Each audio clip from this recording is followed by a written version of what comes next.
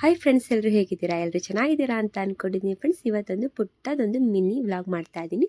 ನಾವು ನಮ್ಮ ರಿಲೇಟಿವ್ಸ್ ಮನೆಗೆ ಹೋಗಿದ್ವಿ. ಹಾಗೆಯೇ ನೋಡಿ, ನಾನು ಒಬ್ಬರನ್ನ ಪರಿಚಯ ಮಾಡಿಸ್ಕೊಡ್ತಾ ಇದ್ದೀನಲ್ಲ, ಇವ್ರ ಹೆಸರು ಬಂದುಬಿಟ್ಟು ನೋಡಿ ಫ್ರೆಂಡ್ಸ್, ಇವ್ರ ಹೆಸರು ಅಶ್ವಿನಿ ಅಂತ. ಇವ್ರದ್ದು ಕೂಡ ಯೂಟ್ಯೂಬ್ ಚಾನಲ್ ಇದೆ. ಪ್ಲೀಸ್ ಅವ್ರ ಚಾನಲ್ಗೆ ಹೋಗಿ ನೀವು ಕೂಡ ಸಪೋರ್ಟ್ ಮಾಡಿ.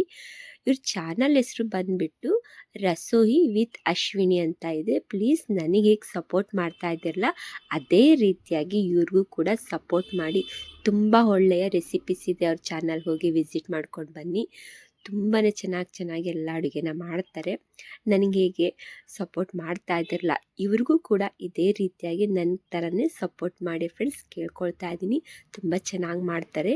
ಆದರೆ ಹಿಂದಿನಲ್ಲಿ ಅವರು ಎಲ್ಲ ಮಾತಾಡ್ತಾರೆ.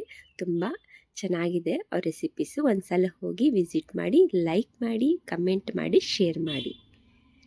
ಹಾಗೆಯೇ ನೋಡಿ ಫ್ರೆಂಡ್ಸ್, ಮನೆಯಲ್ಲಿ ಇವತ್ತು ಅವರು ಊಟನ ಮಾಡಿದರು. ಮನೆಯಲ್ಲೇ ಊಟ ಮಾಡ್ಕೊಂಡು ಹೋಗಿ ಅಂತ ಬಿಡಿ. ಇವರಂತೂ ನಮ್ಮ ಸಿಸ್ಟರು, ನಾನು ಅಕ್ಕ ಒಂದೇ ಮನೆಯಲ್ಲೇ ಇರ್ತೀವಿ.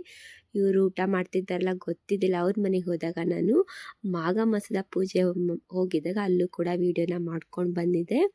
ನಾವೆಲ್ಲರೂ ಅಂದರೆ ಅಕ್ಕ ತಂಗಿಯರು, ಸಿಸ್ಟರ್ಸ್ಗಳು ಆಗಬೇಕು ನೋಡಿ. ಇವಳು ನನ್ನ ಮಗಳು ಊಟ ಮಾಡೋಕ್ಕೆ ಕೂತಿದ್ದಾಳೆ.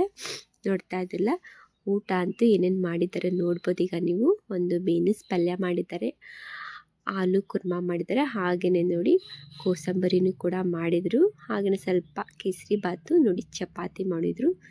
ಸಾಯಂಕಾಲ ಟೀ ಮಾಡಿಕೊಂಡು ಕುಡ್ಕೊಂಡು ಬಂದ್ವಿ. ಹಾಗೆಯೇ ಒಂದೆರಡು ಫೋಟೋಸ್ನ ತಕ್ಕೊಂಡ್ವಿ ನೋಡಿ. ಈ ರೀತಿಯಾಗಿ ಈ ವಿಡಿಯೋ ನಿಮಗೆ ಇಷ್ಟ ಆದರೆ ಲೈಕ್ ಮಾಡಿ, ಕಮೆಂಟ್ ಮಾಡಿ, ಶೇರ್ ಮಾಡಿ.